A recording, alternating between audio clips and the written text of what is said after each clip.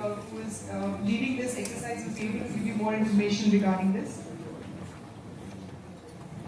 Our master plan is not only looking at what needs to be done for the city, but also looking at how it needs to be done for the city. The implementation has always been at the back of our mind, because if the master plan is not implementable, or we do not provide the nuts and bolts of how this implementation has to be done, it will only be an exercise on paper. So looking at implementation through public participation, in terms of going forward, the public participation should not stop, and how public can look at land assembly as one of the key strategies to implement this master plan. The land assembly overlay has been identified within the city, and we have understood that around 22% of the city, the land in Kigali right now, does not have access to existing roads. So if you are looking at further development, these areas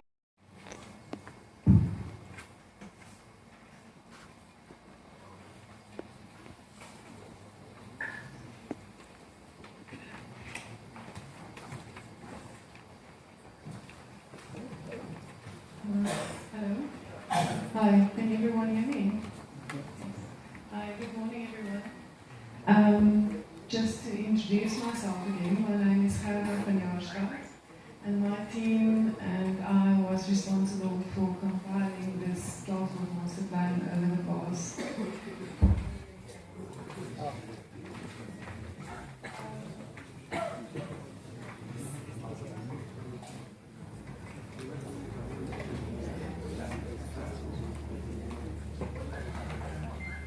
Relations for immediate road network solutions.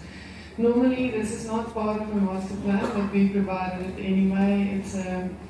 It's a look at existing problems and how we can solve that fairly quickly. Then we also added in an additional objective to implement transport policy effectively. This actually was included in the 2013 master plan.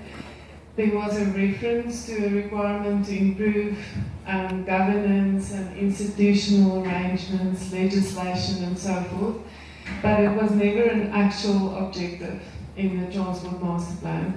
So we included this as an objective so that it can just follow through in terms of key strategies and so forth. We also consider the function of motor taxis in the future, which I'll deal with in a subsequent slide, which wasn't really addressed in the previous master plan. And then we also considered the realignment of some of the major road projects, for example the Kigali Ring Road, the BRT routes, and we revised some of the road hierarchy and road classification.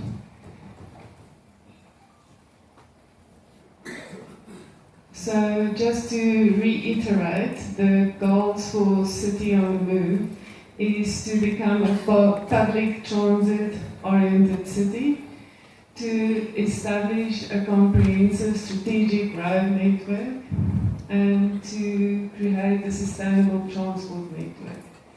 And from this, we have a few enabling strategies, 5 enabling strategies. The first one being a road network plan, secondly a public transport plan, thirdly a freight management plan, fourthly a green transport plan, and then finally the implementation of transport policy efficiently. So if we first get into the road network strategy, which is one of the 5 plans, I know you can't see there, but it's really, we sort of expanded on the existing road classification methodology and road hierarchy. It's moved on, sorry. There we go. So I think an important thing to note here is that one of the key performance indicators is that a lot of roads needs to be paved in Kigali, because the bulk of roads are not paved. And whilst that may look like we are focusing on road and private transport a lot. It's not really the case. It's simply a matter of ensuring that all roads are paved and all land have access. I think Ruchi mentioned that 22% of land don't currently have access. So that's really more an effort to improve accessibility rather than promote private transport. So for that reason, we've expanded a bit on the existing road classification system. We've added some classification for local roads and so forth. And it's important to have a road classification system because it guides the city in terms of the function of roads. Some roads have a mobility function, others have accessibility function, and that's important from a safety perspective, and it guides the city in terms of the design speed, the road width, what's allowed, for example, is parking allowed, what sort of non-motorized transport infrastructure do we need with each. Let's start with the new approach. Most of the principles that I'm going to explain and the strategies have been already mentioned before, so apologies for this, but everything that has been mentioned before has been included also in the new the updated urban design. So first of all, the new approach is based on an extremely extensive analysis of the physical context, but with a special focus on people and citizen needs. We continue the analysis with the analysis of the existing regulation. So starting from the comments that we received by the citizens, the developers, but also looking at the implementation challenges focused by the city. And last, the important contribution that we already mentioned several times is coming from the public engagement through workshop, focus group, that allowed us to collect comments and suggestions and even proposals that has been incorporated into the design. So, the new strategies, I will go very quick, are the base of our design. So the heritage in culture is one of the main components. So the green areas, the local markets, memorial sites, community spaces, heritage and cultural buildings and sites within the CBD needs to be incorporated in the UD. The identity, everyone is talking about the identity, which is the identity of Kigali, how can be translated into our design. These are some of the strategies that will help to create and reinforce the identity of the CBD and Kigali, of course. The use of the indigenous plantation, the use of local materials combined with new construction techniques, maintain the existing social and economic environment, enhance the cultural values and activities, creating an adequate space for them into the design. So, the city is for all. Affordability, flexibility to allow the people to develop and live in their city is crucial, but also preserving the land for the future and for the public use is necessary and will ensure the equity.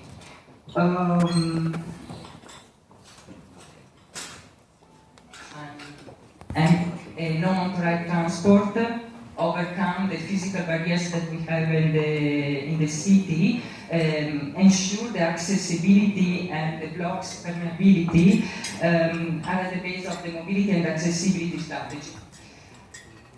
And finally, cannot miss the environmental sustainability, the new green system that we are going to create, the green buildings, the green infrastructure that we already mentioned, with attention of the existing topography, is part of the environmental sustainability strategy.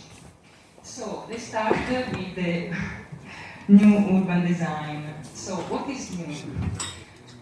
now we can see an application of what we discussed before, we mentioned before, into the CBD. So this is the new zoning, has been completely revised, as you know, allowing more medium density developments, especially here in the CBD. So with an important reduction. So everything that you see in pink is the C1 mixed-use commercial district. So this is the medium mixed-use development, and the big change is that we reduce the dimension of the parcel. So everyone looking at the existing situation of the parcel layout in the CBD, and especially in Lima, that is this higher part will be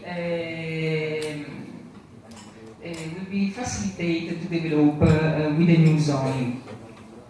This will help for the developments within Lima, but also the other areas. This will give more flexibility and will facilitate also the land assembly during the implementation phase. Okay, so is medium density development, commercial, mixed use commercial, but still is possible.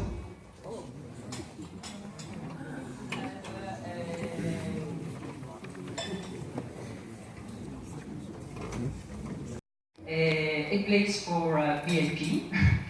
only people is not attracting a lot of person. There are not so many activities during the night within the CBD. It's very vibrant during the day, but during the night everything closed. So everything will happen in Nyabugogo, or everyone is going to Nyamirambo. This is something that we want to change.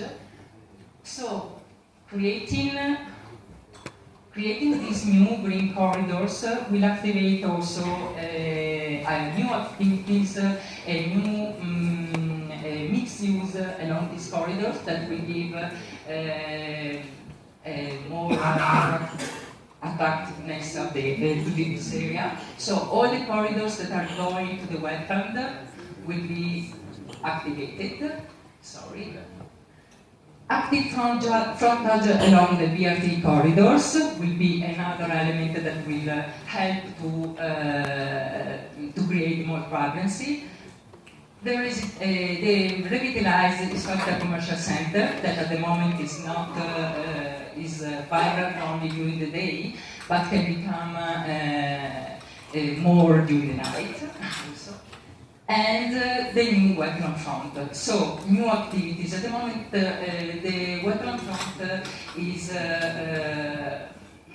more composed by industrial or some commercial activities, but it's not attractive at all. So this is crucial to activate this area and to enforce this connection to the wetland.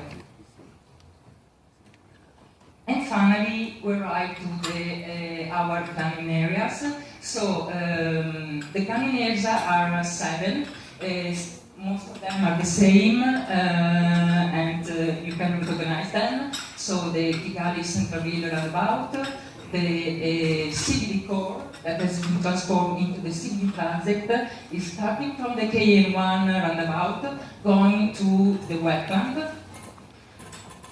And then the CBD phase 1 that you already know, the historical commercial node, the Nyabugogo transport hub, and Chimichanga, and the wetland front. So this is the Centralville roundabout.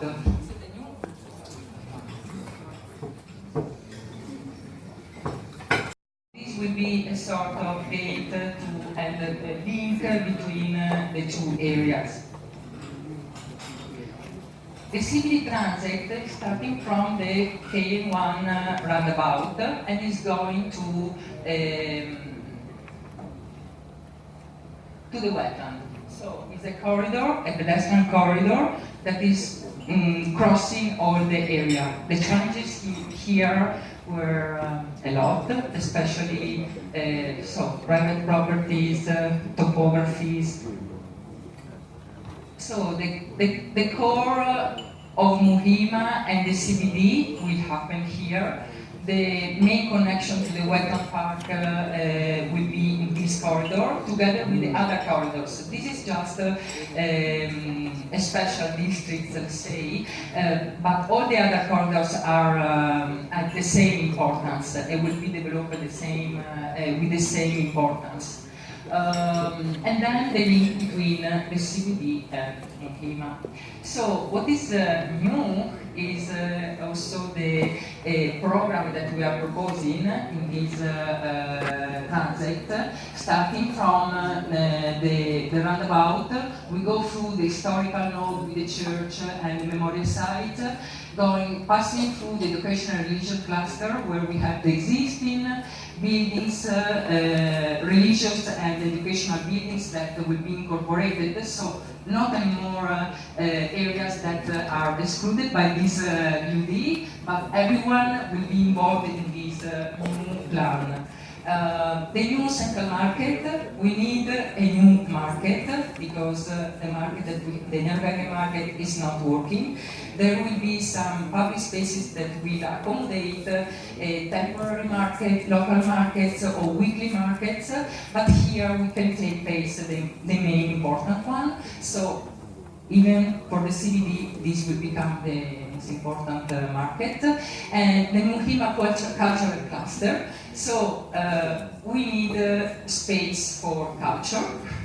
We have a lot of small spaces around the CBD. From our analysis, most of the time the cultural activities takes place on hotel. Now we have the new cultural village in the university area, which will be also included in this UD, and there will not be any area that will be just closed by itself, but any area that with potential green opportunities or green corridors has been included. And then finally, the Muhima Belvedere. We are creating a park in front of the wetland. I would like to highlight the fact that the wetland is not the only green area that the CBD has or the Kigali can use. There are other potential areas within the city that must be first preserved and used and open to the public. The historical commercial node, even here, we are still working on it. It's a huge work. The first thing is we just enlarge the area that we consider important. The historical commercial node is not only the so-called heritage village that we had in the previous plan, but there is an extensive area that should collaborate all together. So this will become the new vibrant district of the city, but not only for the tourists, also for the people that are living in Kigali and that they want to enjoy Kigali. So, these are some sketches that show which are the main changes. So first of all, we started from the study that has been already conducted before. We tried to integrate all the elements that were possible to be integrated, considering that there were a lot of new developments already done, happened in the area. So what we tried to do was to create new mid-blocks in order to open this area that is just for safety and security, but also for a purpose of ventilation, and to give the possibility to connect all the courtyards, the small alleys that are within the heritage village, all together. What you see in red will be all connected to the entire public space network, starting from the car-free zone, going to the wetland. So, new mid-block, the valorization of the existing courtyards and small alleys, the integration of the existing buildings. What was previously in the previous master plan, in the previous UD, this area along the main street, 10 meters of these buildings should have been preserved. So what we are trying to say in this new configuration simulation is that these buildings must be integrated to the others.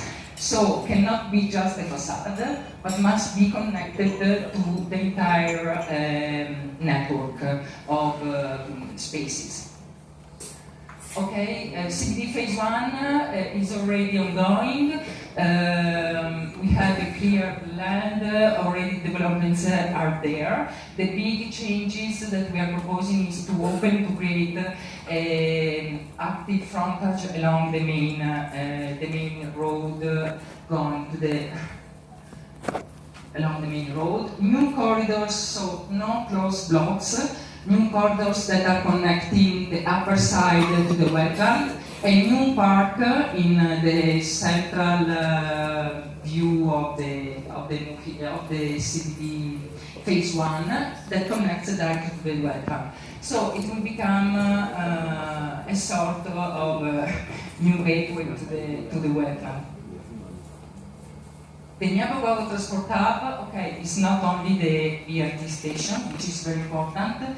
This node should be subject of a detailed design because it's very important and will be crucial for the transport of the transportation plan for the entire CBD.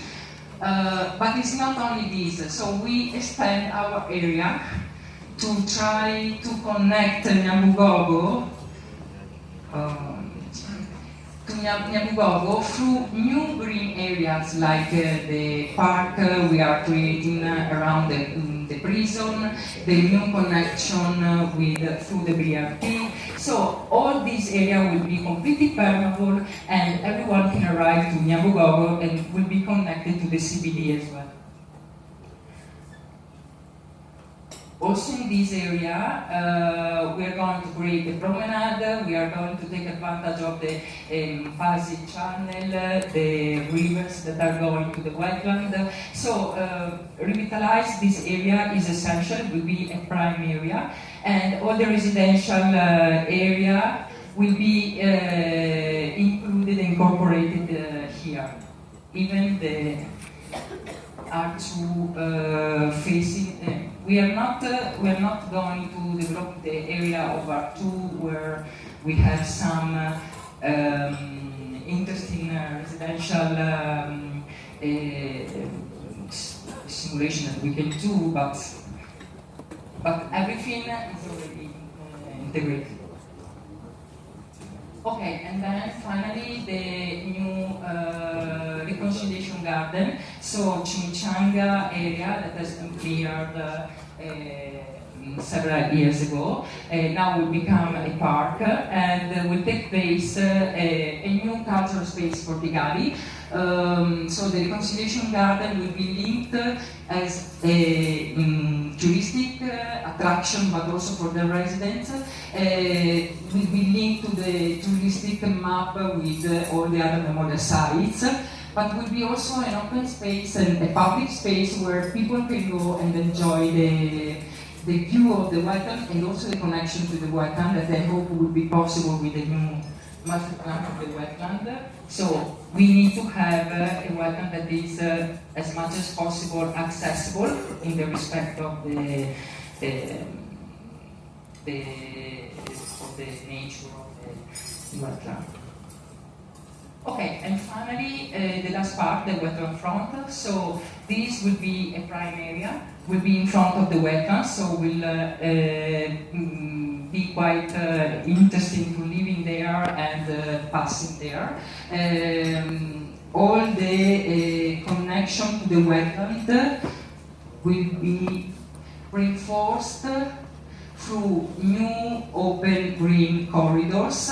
So everyone can have this connection, everyone can arrive here from Muhima and the CBD, or coming here, you can enjoy along the wetland, all the activities or the vibrancy that you can be created along the wetland.